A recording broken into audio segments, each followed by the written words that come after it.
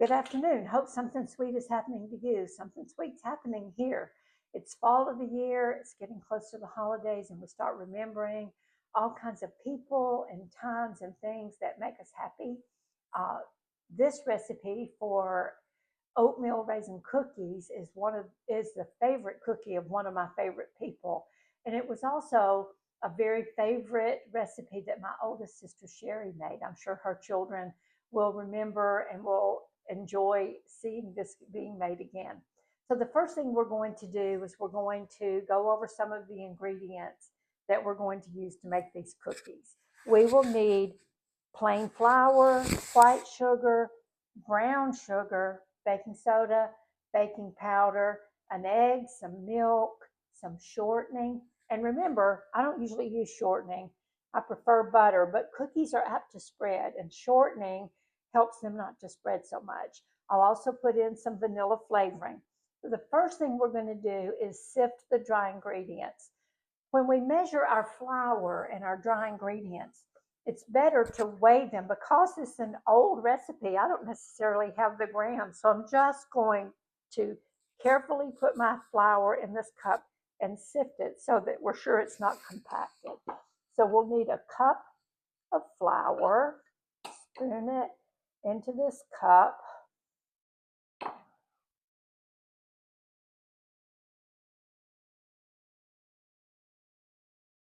All right, and we'll put that in the sifter. We will also need,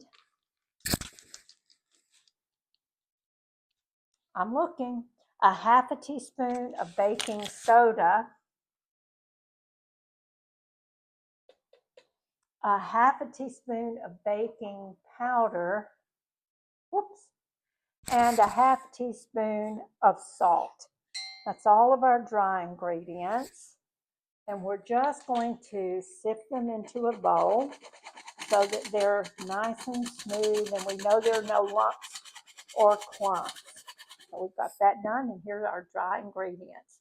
The next thing we will do is start to mix our wet ingredients. Did you know that sugars are considered part of the wet ingredients, not the dry ingredients? They get blended in the mixer with the wet ingredients. So we will need a half a cup of shortening that's in the mixing bowl. We will need a half cup of granulated sugar. We'll get that.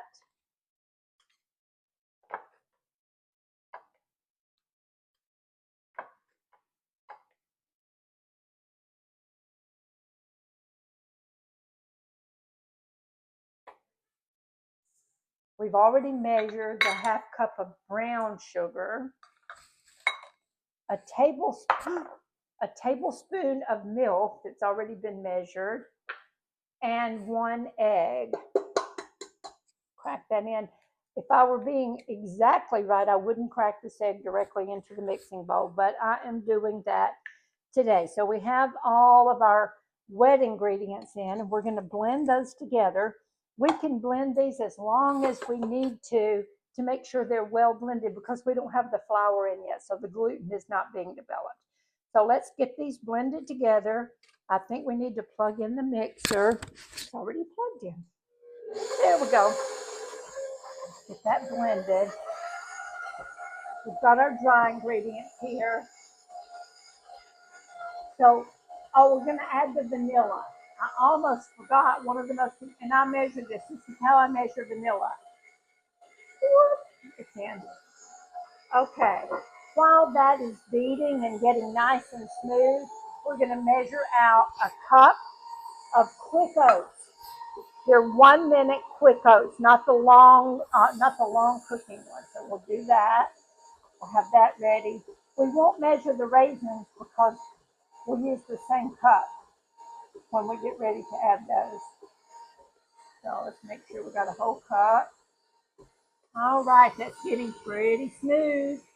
When we get this mixed together, I'm going to put the batter in the refrigerator so that it can get nice and cool before we spoon out the cookies.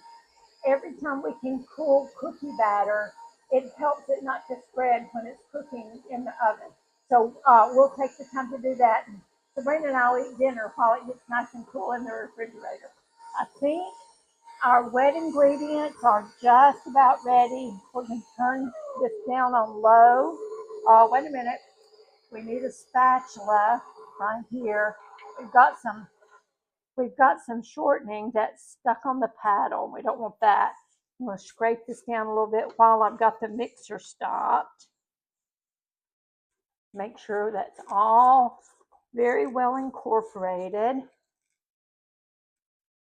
This over here, we'll turn that back on and let that piece of shortening blend in.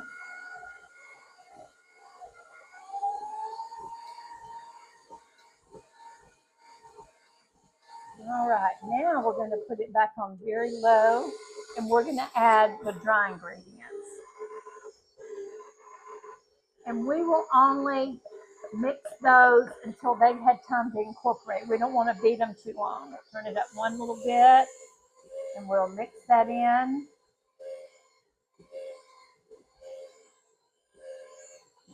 Stop it and give it one more scrape so we're sure we don't have any flour hiding out on the bottom. That all done. While it's stopped, we will go ahead and add our oats. And while they're beating in a little bit, we'll measure the raisins. They're sticky. They don't like to come out of the bag.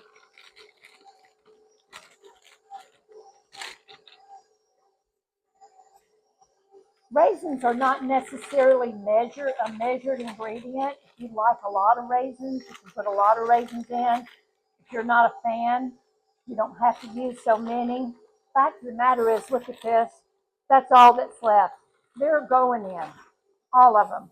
Another thing we might do in a different time if we're making these cookies is put some pecans or walnuts or some kind of nuts in there. That would be good too. All right. So the mixing of the batter is done. We're going to look at that dough. Doesn't that look good? Anybody ever eaten raw cookie dough? I love raw cookie dough. People are all worried about raw eggs.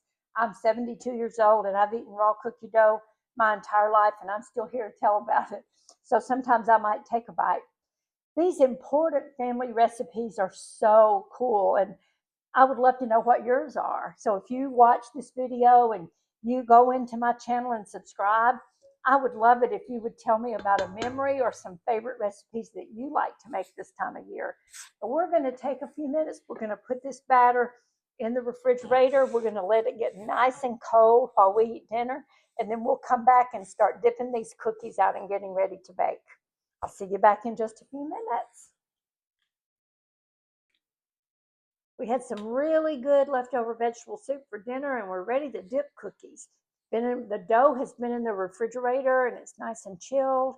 We're going to dip these cookies with a cookie scoop, or may have been designed originally to be an ice cream scoop, but we use it as a cookie scoop. I think it's 2 tablespoons, but you can see about how big it is. So we're going to dip these out. They're supposed to be 2 inches apart. So I think we can get 8 cookies on each sheet. Oh, we got that. And they're going to be baked in an oven that's preheated to 350 degrees. And we will bake them for 10 to 12 minutes. At 10 minutes, we'll look at them and decide if we think they're cooked enough or if they might need to stay that extra 2 minutes. Do you like your cookies chewy or crispy? So many choices. I like them both ways. Unfortunately, I like them both ways. So we'll just see what they look like after 10 minutes. I use these small cookie sheets because 2 of them will go in the oven at the same time. I have bigger cookie sheets, but I can only put 1 of them in the oven at a time. And so I use these smaller ones because I can get more cookies on 2 small sheets than I can on 1 large sheet. The oven's hot. Just heard it go off.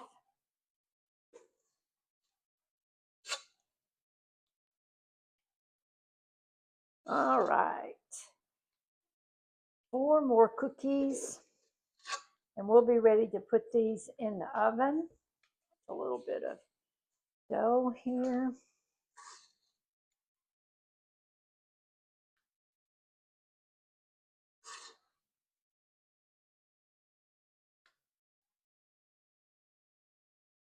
Okay, when I get these in the oven, I'm going to put the dough back in the refrigerator while these bake so it'll stay chilled. We'll bring you back when these cookies get done. You can see the yumminess that they look like when they're done. Go enjoy something fun. I'll be back in just a few minutes. We just took these cookies out of the oven. Look at them. They are beautiful. They look so good. I can't wait. I'm going to take them off these baking sheets and put them on racks to cool. They can be stored for a couple of weeks if they last that long in an airtight container. And so we'll get those done. We'll bake up the rest of the cookies. Thank you for watching. Subscribe, follow me. Send me recipes, send me comments. I'd love to hear from you. It makes me so happy. If you ever want to send me anything, my contact information is included in the description box on my videos, and I would love, love, love to hear from you. I hope you're having a great evening, and I will see you again soon. Hope something sweet is happening to you today.